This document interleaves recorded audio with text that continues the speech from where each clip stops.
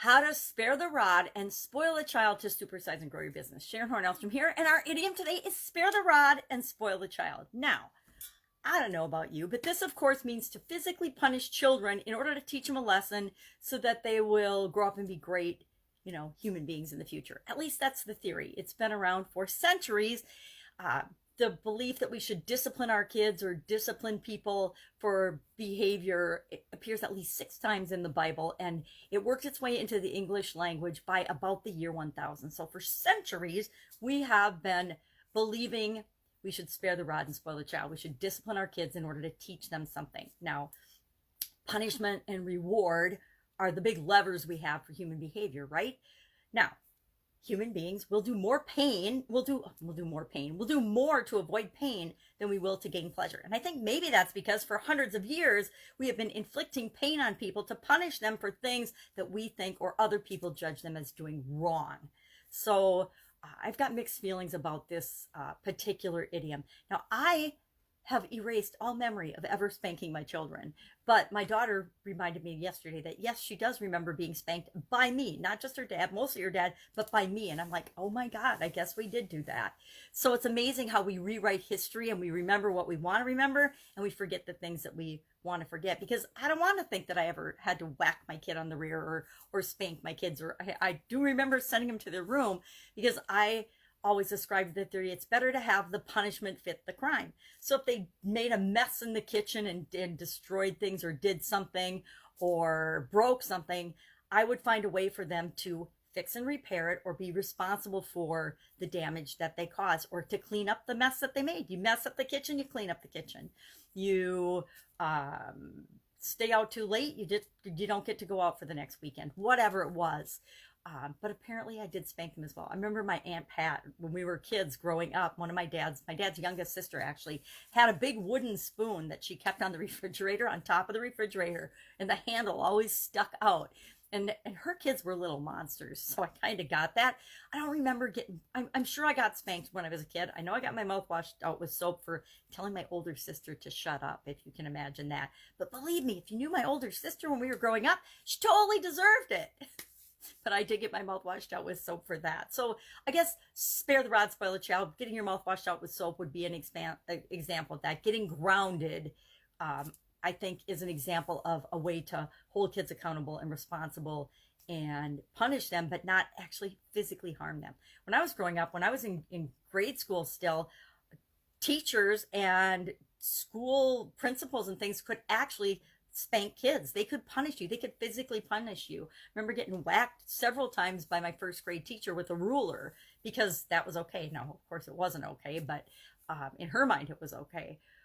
So a couple of things with this. Number one, do we want to punish people? I don't want to ever punish my employees or the people that are team members of mine. I want them to want to work with me. I don't want them to be afraid to work with me or afraid to be a part of the organization. So we can decide how we're going to use motivation or coercion or manipulation or rewards in our organization, how we set things up, how we set systems up, how we set processes and rules and procedures up in our business is very important, because we want people to feel empowered and responsible for their actions and for the things that they do. We want them all doing things that are, of course, the benefit of the organization as a whole, but we want them to feel empowered to do that.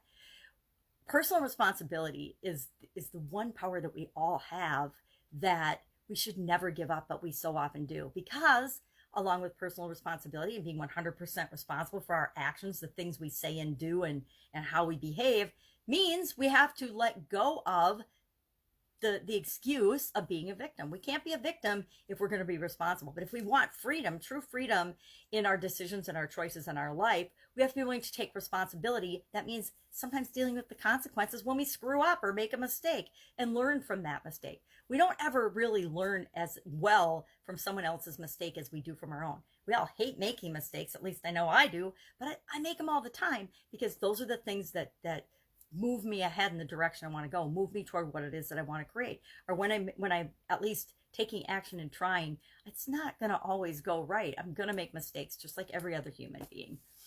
But I'm also absolutely cool with being responsible for those mistakes. If I say something that hurts somebody's feelings, I have to be responsible for that. Because number one, I'm the only one that can fix that. Nobody else can fix that. I'm the one that did it. I created and caused that action and that reaction. So how do you use this in your business? Make sure that the systems that you're putting in place are getting the results that you want. Now, some organizations are all for fear, and some people think that fear is the way to lead and dominate and rule.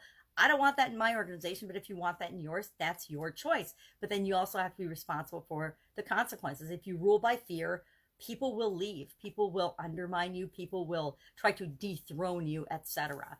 And the other thing to look at, so look at your systems of reward, punishment, rules, processes, and systems, and make sure that you're fixing the systems, not the people. It's so often, I learned this in quality, it's so often the system that's broken, or the way that the process you use for doing something, not the people that are operating or using that process or procedure.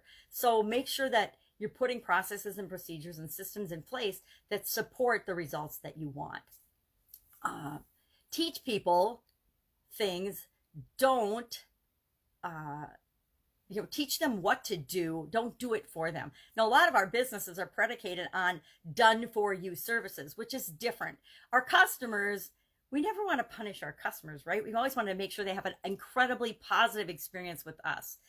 There's some marketing belief that you should exacerbate their pain and make them feel worse so that they'll come and they'll get your solution. Yeah, go ahead and do that if that works for you. But if that goes against your grain or gives you an icky feeling inside, don't use those marketing practices or strategies. Always do, and always treat people the way that you want to be treated in your business and in your life, and watch how much more successful and how much happier you are. So I'd love to know your experience with this idiom, spare the rod, spoil the child. Did you get wailed on? Did you get spanked when you were a kid? Did you spank your kids? Apparently, I'm yes and yes to both of those.